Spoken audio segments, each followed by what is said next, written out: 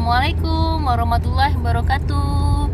Hai guys, ini aku dalam perjalanan pulang. Boleh ya kita lanjutin lagi membacakan sirah nabawiyahnya. Kali ini kalian ingat gak episode sebelumnya Rasulullah merasa ditinggalkan karena ketika itu Rasulullah menanti datangnya wahyu tetapi tidak kunjung datang juga. Hingga suatu ketika Rasulullah menyendiri lagi di Gua Hira dan ingin rasanya bertemu Allah dan menyatakan keinginannya, mengungkapkan perasaannya. Namun guys, ternyata tiba-tiba wahyu itu turun demi waktu duha, ketika matahari naik sepenggalah, dan demi malam apabila telah sunyi.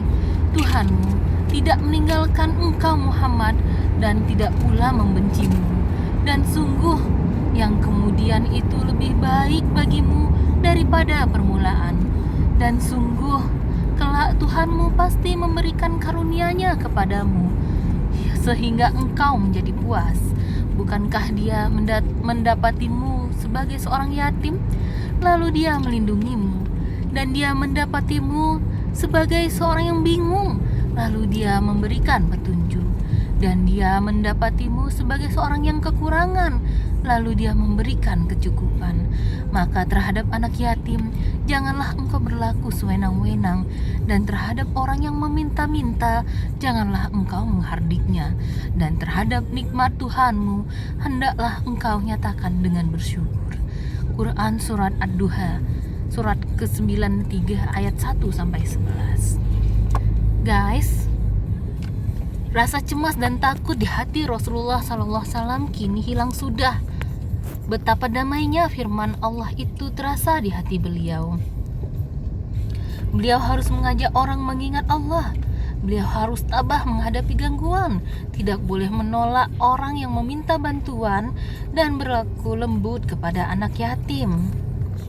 Allah juga mengingatkan bahwa dulu Rasulullah SAW yatim, lalu Allah melindunginya lewat pengasuhan kakeknya Abdul Muthalib dan pamannya Abu Talib. Dulu Rasulullah SAW hidup miskin, lalu Allah memberikan kekayaan. Allah pula yang telah menyandingkan beliau dengan Bunda Khadijah, yang menjadi kawan semasa muda dan menyiapkan semua kebutuhan ketika beliau bertahannuts, kawan semasa kerasulan, kawan yang penuh cinta kasih, yang memberi nasihat dengan rasa kasih sayang. Allah telah mendapati Rasulullah SAW tidak tahu jalan, lalu diberinya beliau petunjuk kenabian.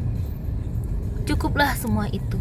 Hendaklah mulai sekarang Rasulullah SAW mengajak orang kepada kebenaran sedapat mungkin, sekuat mungkin.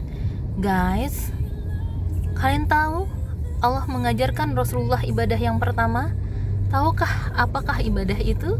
Nantikan di episode selanjutnya ya. Demikian dulu untuk hari ini guys. Assalamualaikum warahmatullahi wabarakatuh.